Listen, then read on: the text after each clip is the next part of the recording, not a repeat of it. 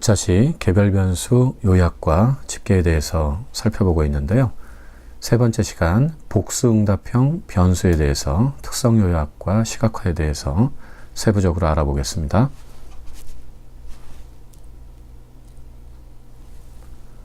복수응답형 변수에 대해서 개념이 좀 생소하실 수도 있을 텐데요. 일반적인 조사 설계에서 많이 나오는 문제 유형입니다. 지금 코딩북에서 보시는 것처럼 흔히 우리가 다중응답이라고 많이 이렇게 이야기를 하죠. 자, 지금 MOV라는 이름을 가진 변수명들이 세 가지가 이렇게 있는데요. 한국을 방문하게 된 주요한 동기적인 요인이 무엇인지가 보기 항목의 1번부터 17번까지 여러 개가 있습니다. 그래서 기본적으로는 일반적인 질문이 보통은 여러 가지 질문 중에서 한 개만을 보통 이제 선정하는 질문이 일반적인데요. 경우에 따라 사람들의 생각이 꼭 이렇게 한 가지만 독립적으로 이렇게 결정될 수 있는 것이 아니고 두 개, 세 개, 그건 설계하기 나름입니다만 여러 가지 복수 요인을 동시에 고려하는 경우들도 많이 있죠. 그래서 동기 요인 중에서 한 세 가지 정도 우선순위가 있는 것들을 복수로 이렇게 체크를 하도록 되어 있습니다. 그러면 문항 자체는 세 가지를 다중으로 선정을 하는 문제이기 때문에 세 가지를 선정해 주세요라고 이렇게 질문을 하면 되겠지만 실제 코딩북상에서 R한테 데이터를 입력을 할 때는 문항 자체가 세 가지를 선정하도록 했기 때문에 첫 번째 동기 요인, 모티베이션, 두 번째, 세 번째 이와 같은 방법으로 코딩북을 디자인을 하셔야 되고요. 실제 데이터도 변수를 세 개로 나누어서 R한테 입력을 해줘야 분석을 할 수 있습니다. 유사한 복수응답형 변수 컬럼들이 지금 소개가 되고 있는데요. 한국을 올 때 어떠한 정보 채널을 통해서 한국에 대해서 미리 살펴보았는지도 역시 1번부터 9번까지 여러 가지 정보 채널들을 소개하고 있습니다. 어느 한쪽 채널만 사실 딱 들어보고 오는 것보다는 의사결정 자체가 여러 가지 정보를 종합적으로 결정하는 경우들도 많이 있기 때문에요. 따라서 여기도 정보 채널을 한 세 가지 정도 이렇게 복수응답을 받아서 한번 우선순위로 비교 분석을 해볼 수가 있을 것 같고요. 그 다음에 활동 내역. 한국에 와서 꼭 우리가 쇼핑만 한다거나 온천만 간다거나 이런 게 아니죠.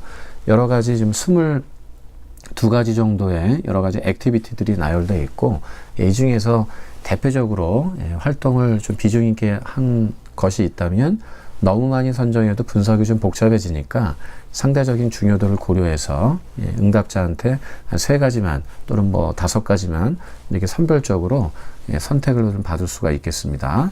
역시 마찬가지로 복수 응답형 질문이고요. 쇼핑 품목이라든가 쇼핑을 어떤 곳에서 이렇게 했는지도 꼭 한 곳에서만 한 가지 제품만 구매한 것이 아니기 때문에 상위 레벨 한 3가지 정도 5가지 정도 범위 내에서 이렇게 선정을 하면 여러 가지 비교 항목이 있습니다만 좀 더 상대적으로 어떤 것에 우선순위를 두고 이렇게 선정을 하는지를 살펴볼 수 있는 게 바로 복수응답형 질문입니다. 그러면 이제 복수응답형에 대해서 어떻게 우리가 접근해서 3개 또는 5개로 쪼개져 있는 이런 데이터를 하나의 어떠한 종합적인 변수로 저희가 카운팅을 하거나 기술 통계 분석을 해야 될 것 같은데요. 그 내용을 한번 살펴보도록 하겠습니다. 자, 일단 원본 데이터 셋에서요, 저희가 다중응답 데이터를 별도로 이제 변수 개수가 많기 때문에 투어.csv와는 별도로 투어 언더바 MRA라는 좀 확장자를 붙인 이런 데이터셋을 별도로 이렇게 로딩을 좀 하겠습니다. 멀티플 리스폰스 어널리시스의 약자로서 이렇게 좀 구별되게 확장자를 좀 붙였고요. 기본적으로 보시면 아까 코딩북에서 봤던 대로 동기 요인, 정보 채널, 액티비티라든가 구매한 상품, 또 구매한 장소 이런 것들이 이렇게 데이터가 준비되어 있다는 걸 확인하실 수가 있는 상태입니다. 내부 구조라든가 기술 통계량을 가볍게 좀 해서 적절하게 결측치들도 있는 변수들도 있고요. 나름대로 일정한 구간 면에서 이렇게 분석이 되고 있다 이렇게 알 수가 있겠습니다. 눈여겨볼 점 여기 ID 변수가 있죠. 그래서 계속 데이터는 조금 쪼개져 있어도 그 ID로 나중에 이렇게 연결하거나 합치는 작업도 전처리 쪽에 시나리오가 있으니까요. 그때 한번 다뤄보도록 하겠습니다. 자, 그러면 이 복수응답형, 다중응답형 변수 중에서도 모티베이션, 여행 동기에 대해서 좀 집중해서 한번 살펴보도록 하죠. 세 가지를 명목적도로 좀 측정을 좀 이렇게 한 것이죠. 그래서 일단은 그 MRA라는 객체명으로 좀 메모리상에 있기 때문에 그 중에 모티베이션 변수 세 가지만 별도로 인덱싱을 해서 MV 쪽에 이렇게 넣습니다. 그래서 보통 우리가 객체 다음에 이렇게 대괄호명이 오면은 부분 인덱싱이 되는 거고요. 또 많이 쓰는 기능 함수 중에 하나가 바로 이 서브셋입니다. 이름 그대로 부분 데이터셋을 만들어내겠다, 이런 측면이 좀 있습니다. 그래서 MLA라는 전체 데이터셋에서 요러한 변수 컬럼만 셀렉션 하겠다라는 좀 직관성이 있는 기능 함수라서 대괄호 연산자도 많이 씁니다만, MOV라는 객체명으로 이렇게 로딩을 좀 했다, 이렇게 보시면 되겠습니다. 두 가지 모두 이렇게 내부 구조를 좀 보고 있는데요. 뭐 변수 개수라든가 관찰치, 이런 것들이 이제 동일하게 그 데이터 프레임 객체로 다 로딩이 좀 됐습니다. 우리가 이제 그 다루다 보면 동일 데이터가 들어가 있는 객체가 있을 때 실제 이 객체 형식이라든가 컨텐츠 자체가 동일한지를 비교할 때 아이덴티칼이라는 요 기능 함수로 두 가지를 같이 괄호 안에 넣고 비교해서 true가 나오면 형식이라든가 컨텐츠가 똑같구나, false가 나오면 뭐 어떤 게 좀 다르기 때문에 이질적인 요소가 들어가 있는 걸로 이렇게 좀 판단할 때 자주 씁니다. 자, 서머리 함수에 넣어서 각각 변수별로 좀 보고 있는데요. 뭐 결칙체 개수도 좀 다르고, 데이터의 또 범위는 1번부터 17번까지 이렇게 좀 포션이 좀 돼 있네요. 항목마다 아마 첫 번째 응답에서는 3번 동기요인, 두 번째는 4번, 세 번째는 5번 동기요인이 가운데를 이렇게 차지하고 있는 걸로 좀 파악이 되고요. 새로운 기술 통계 함수, Summary Tools라는 함수가 있습니다. 그래서 여기 Describe의 약자인 DSCR이라는 기능 함수, 또 DF Summary라는 이런 기능 함수에 요 데이터 내용을 좀 집어넣어 봤는데요. 기존에 봤었던 기술 통계 함수하고 조금 다른 포맷으로 출력은 됩니다만, 기본적으로 우리가 뭐 집중력 영역이라든가, 중심성, 그리고 변동성이라든가, 그리고 이 정규분포 관점에서 대칭이라든가 첨도, 이런 것들이 좀 나와 있습니다. 지금은 어쨌든 범주형 데이터이기 때문에 빈도하고 사실 비율 자체가 좀 중요할 수가 있죠. 1번부터 17번까지의 그 항목 중에서 어떤 빈도가 상대적으로 우선순위가 높게 나왔는지가 집중적으로 좀 관찰이 돼야 될 그런 내용들입니다. 연속 변수가 아니기 때문에. 여기 이제 히스토그램을 좀 봤는데요. 1번부터 17번 중에 주로 이제 이쪽 레벨에 주로 비중 있게 액티비티가 이렇게 발생하고 있다는 것을 확인해 볼 수가 있습니다. 기본 특성에 이어서 요약 집계를 실제로 좀 해보도록 하겠습니다. 결국에는 그 MOV1부터 3까지 저희가 그 테이블이라는 기능 함수에 넣어서 저희가 개별 변수별로 어떠한 액티비티의 빈도수가 제일 많이 발생했느냐를 보시면 될 것 같은데요. 우리가 테이블 함수에 요 세 개 변수 데이터셋을, 서브셋을 한꺼번에 넣거나 이렇게 개별적으로 이렇게 하나씩 구해 볼 수가 있는데, 이러면 너무 좀 번거롭죠. 특히 이제 요 방식 같은 경우는 MOV에 세 개 변수가 있기 때문에 테이블 함수에 집어넣었을 때는 두 개 변수끼리 짝을 져가지고 교차 분석이 막 테이블이 한 3개 정도가 이렇게 나오거든요. 그래서 이런 분석은 사실 크게 좀 의미가 없기 때문에 지금 상황에서는 이렇게 하시는 건 좀 효율적이지 못하고요. 두 번째에는 이 코드도 마찬가지입니다. 다중응답 변수를 이렇게 따로따로 빈도 분석을 했을 때는 이게 뭐 3개, 4개, 5개가 됐을 때 또 굉장히 또 번거로울 수가 있어서 이런 방식을 한번 좀 추천해 드립니다. sapply라는 함수가 있는데요. 여기에는 이렇게 이제 특정한 객체를 좀 집어넣게 되면 3개 그 요소별로 MOV라는 지금 객체 자체가 동기 요인 다중응답 변수 3개가 묶여져 있는 서브셋이기 때문에 세 개 변수별로 별도로 따로따로 접근을 해서 요 테이블이라는 함수를 그 변수 컬럼마다 개별적으로 이렇게 분석을 해주는 그런 좀 그 기능을 갖고 있는, 그래서 이걸 우리가 데이터 순환 함수라고 하는데요. 그 객체 안에 세부적으로 이렇게 개별 변수를 하나씩 순환해 가면서 테이블이라는 기능 함수를 따로따로 이렇게 적용을 일일이 해준다고 해서 데이터 순환 함수, 벡터 연산 함수 이렇게 보통 칭합니다. 이렇게 보면 전반적으로 17개 액티비티에 대해서 빈도 분석이 이렇게 되어 있습니다. 세 가지 모두 여기 2번 액티비티가 좀 빈도수가 높은 것 같고요. 그 다음에 1번 액티비티가 좀 괜찮은 것 같고 7번이라든가 13번 쪽 이런 게 다른 액티비티에 비해서 상대적으로 좀 높게 나왔는데 지금 저희는 이 한 세 가지를 골라낸 이런 개별 변수의 내용이 중요한 게 아니고 결국엔 이 내용을 통합을 하는 거죠.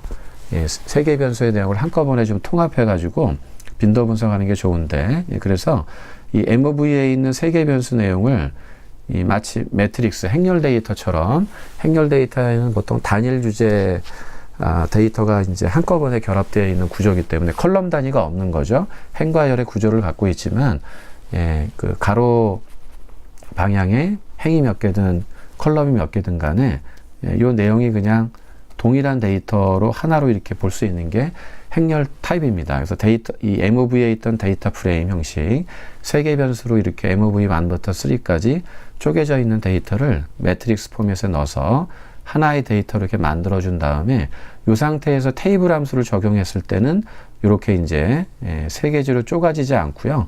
이 내용이 이제 이렇게 1번부터 17번까지 결합이 돼서 어떤 액티비티가 상대적으로 많은지 적은지를 통합 빈도수를 좀 구한 거죠. 그러면 이제 1번부터 17번까지 어떤 내용인지 숫자가 좀 혼란스러울 수 있으니까 여기에 names라는 이 기능 함수를 이용해서 이렇게 준비되어 있는 레이블을 이 변수 하나하나마다 이렇게 names를 입력해주는 좀 장면이죠. 그래서 이 내용을 우리가 갖고 통합 빈도수 MOV 언더바 프리퀀시의 약자로서 이렇게 여기 이렇게 만들었었는데요. 이걸 출력을 해보시면 그리고 소팅을 해보시면 이런 내용, 쇼핑이라는 걸 제일 많이 이렇게 액티비티로 많이 하고요. 아무래도 한국에 대한 화장품, 뭐 전자제품, 한류용품 이런 것들이 되게 중요하기 때문에 먹거리라든가 자연경관, 역사무적 이런 쪽이 주로 비중 있게 선정을 받는 액티비티라고 볼 수 있고요. 뭐 이용 미용이라든가 치료 목적으로 또 방문하는 경우들도 이렇게 있다고 하는데요. 성형수술이라든가 이런 거 상대적으로 좀 동기 요인 쪽으로는 조금 약하다 이렇게 볼 수가 있습니다. 그래서 이 내용도 as 데이터 프레임에 집어넣게 되면 테이블 구조처럼 이렇게 항목명이 이게 하나의 변수 컬럼에 이 각각의 항목별로 빈도수를 이렇게 짜임새 있게 이렇게 매칭해 볼 수 있어서 훨씬 더 가독성이 있죠. 이러면 이제 우선순위가 얘가 1번이고 그 다음에 어떤 건지를 상대적으로 볼 수가 있습니다. 두 번째 요약 집계 상황에서는 우리가 빈도를 이렇게 비율 분석을 할 수가 있어요. 그래서 그 빈도 분석 내용을 이 풀어프 테이블에 넣으면 비율을 구해줄 수가 있죠. 비율은 0에서 1 사이에 어떤 그 확률 값으로 이렇게 상대적으로 계산을 해주고요. 이 내용 자체가 소수자리가 너무 이제 지저분해지기 때문에 라운드 함수에 한 번 더 이 풀어프 테이블의 결과를 집어넣어서요. 소수 셋째 자리까지만 출력을 현재 한 겁니다. 그래서 이 객체명을 조금 구별해야 되기 때문에 MOV 언더바 프로포션의 약자로 확장자를 이렇게 붙였습니다. 역시 이 결과도 소트 함수에 넣어서 이 내용 자체를 소트 함수에 넣어서 내림차순으로 정렬을 했죠. 역시 이 내용 자체도 데이터 프레임 구조에 이렇게 넣어서 이런 구조로 짜임새 있게 보는 이런 전처리 과정을 쭉 이어서 좀 진행을 했습니다. 쇼핑이 20% 정도로 10명 중에 한 2명 정도는 또 고객들이 와서 한 10가지 정도 어떤 액티비티를 종합적으로 한다고 했을 때 그 중에 비중이 있는 게 바로 이제 물건 사는 거죠. 아무래도 여행을 가면 그런 또 쇼핑하는 이런 재미들도 상당히 중요하게 생각한다는 걸 알 수 있습니다. 그래서 이 저렴하게 적정 가격으로 구매할 수 있는 좋은 제품들을 고객의 동선상에 이렇게 배치해 놓는 게 상당히 중요하다. 이런 시사점이 이렇게 제시할 수가 있고요. 그다음에 이렇게 먹거리 같은 것도 그 다음 비중을 차지하고 있네요. 자, 이어서 그 오른쪽에는요, 이 비율 자체가 숫자가 너무 이제 0점 몇몇몇 이런 식으로 나오다 보면 또 이게 가독성 면에서 백분율로 변환하는 게 좀 좋습니다. 그래서 요 프로포션 내용 자체를 이쪽으로 이제 끌고 와서 100을 곱한 다음면 그럼 이제 퍼센티지가 나오겠죠. 그래서 MV 언더바 퍼센티지의 약자로서 객체명을 만들었고요. 역시 소팅도 하고 데이터 프레임에 이렇게 이제 구조로 만들어서 보면 조금 더 가독성 있는, 얘가 1순위, 두 번째가 음식 상반, 요게 2순위고요. 역시 가서 구매하고 먹거리, 또 일반적으로는 자연 풍경, 이런 것들이 비중이 있다는 것을, 또 문화 설비라든가 훨씬 더 앞쪽에서 우리가 빈도수라든가 비율로 봤을 때보다 훨씬 더 이제 가독성이 올라갔다는 것을 알 수가 있습니다. 자, 세 번째로는요, 이와 같은 그 분석 결과를 종합적으로 지금 이렇게 따로따로, 빈도수 따로, 비율 따로, 백분율 따로 이렇게 이제 객체를 따로 만들었는데, 이걸 좀 결합을 해서 한꺼번에 좀 보시면 좋으실 것 같습니다. 그래서 현재 저는 이렇게, 요, 액티비티 17개 레이블, 요 컬럼을 한번 쓰면 될 것 같고요. 3개 요 데이터 프레임을 결합을 하더라도, 그리고 근데 이 빈도수가 있어야 되겠죠. 전체 내용 중에 빈도수 면에서 어떻고, 그다음에 이 비율보다는 요 프리퀀시, 나름대로 이 백분율을 결합을 해서 하나의 이제 결합된 데이터 프레임을 만들면 좋을 것 같습니다. 물론 요 레이블하고 두 번째로 요 비율, 세 번째로 요 백분율을 같이 결합하셔도 되고요.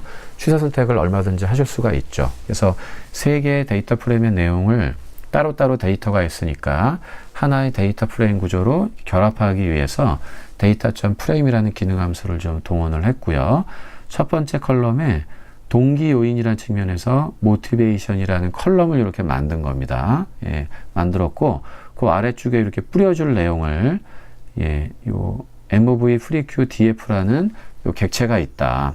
요 객체에서 달러 베어리어블스 1이라는 여기 컬럼을 지금 지칭을 했죠. 그래서 그걸 갖고 와서 여기 아래쪽에 이렇게 뿌려달라고 이렇게 주문을 했고요.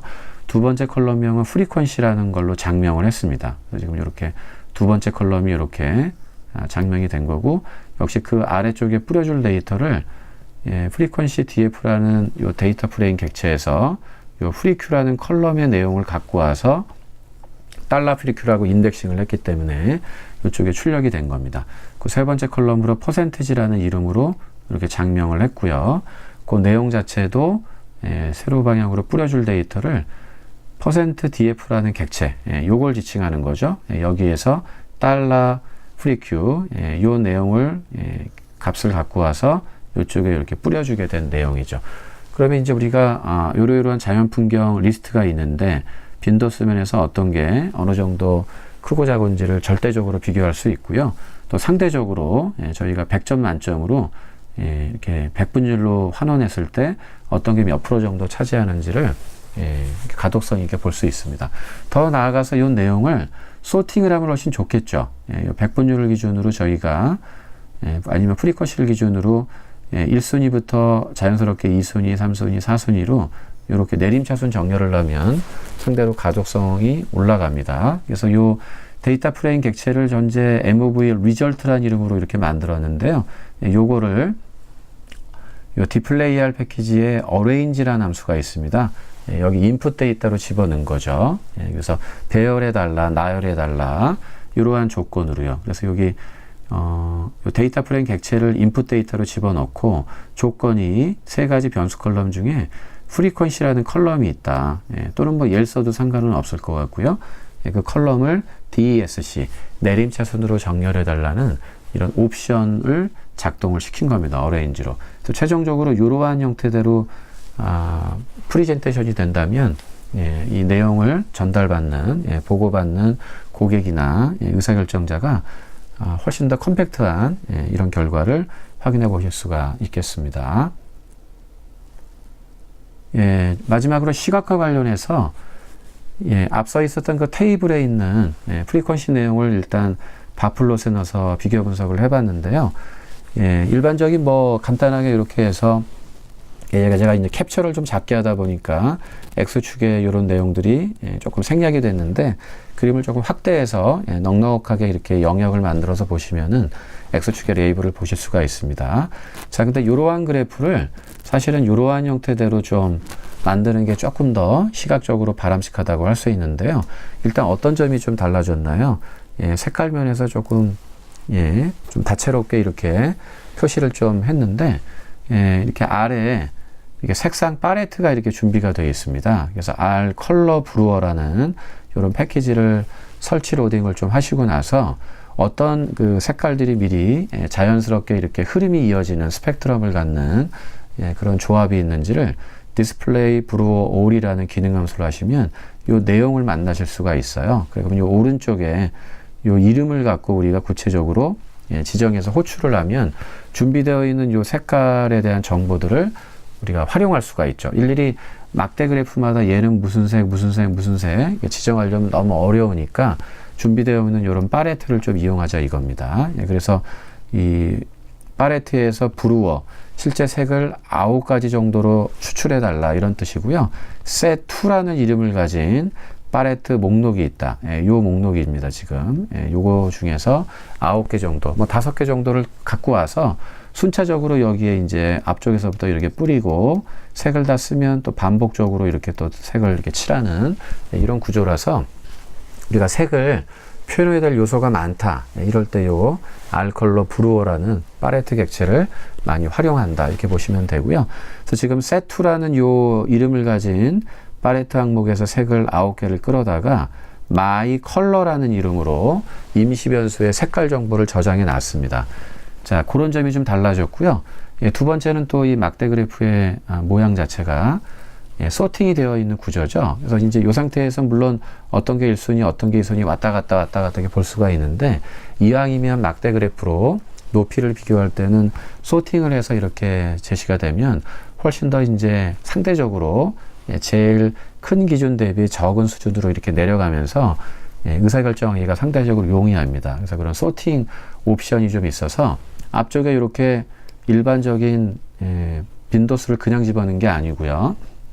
소트 함수로 내림차순 정렬을 한 그 데이터를 넣은 겁니다. 그래서 이렇게 막대가 내림차순 정렬이 됐다는 점에서 훨씬 더 가독성이 좀 높다. 이게 볼 수가 있겠고요. 그게 두 번째로 좀 업그레이드가 된 점이고, 세 번째는 X축의 이 내용이죠. 아시다시피 지금 액티비티의 레이블 자체가 작은 것도 있고 철자가 기다란 것도 있어서 출력할 때 어려운 점이 있죠. 그래서 흔히 이제 그럴 때 우리가 살짝이 어떤 각도를 약간 좀 바꾸어서 지금 보는 그림처럼 이렇게 X축에 이런 내용으로 각 막대마다의 레이블이 나오게 하면 좋습니다. 그래서 일단 이 방식은요, 이 바플롯 함수에 일반적으로 X축에 그 막대마다 레이블이 나오면 이렇게 나오니까 X축에 대해서 이렇게 일반적인 막대 그래프 바플롯에서 출력되는 거를 조금 방지하기 위해서 저희가 X축에 요 엑시스의 어떤 그 노테이션 자체를 난으로 이렇게 만드는 작업을 지금 진행을 했습니다. 자, 그리고 나면 여기가 이제 텅 비게 출력이 되고 그 자리에 텍스트라는 기능 함수를 이용해 가지고 해당되는 위치에 저희가 준비한 X축의 그 동기어인 레이블을 쭉 출력을 해주는 그런 이제 기능 함수예요. 그래서 이 포지션이라는 거를 통해서 저희가 그래프의 요 아래쪽에 1번 이쪽에 출력을 해달라는 뜻이고, 또 텍스트가 이렇게 하나 둘씩 출력이 될 때 요 좌표입니다. 좌표. 그래서 요 바플롯에 해당하는 그 막대 그래프를 지금 P라는 객체에 저장했는데, 요 P를 끌고 와서 막대 그래프가 이렇게 출력되는 위치마다 글씨를 좀 출력해달라. X축의 좌표로 이런 뜻이고, y = -100은 아래쪽에 y 값이 100이 있는 이런 지점마다 이렇게 좌표를 잡아서 글씨를 좀 출력해 달라는 그런 주문이고요. SRT는 각도입니다. 각도. 그래서 한 45도 정도 약간 글씨를 비스듬히 출력을 해달라. CEX는 캐릭터 익스펜션의 약자로요.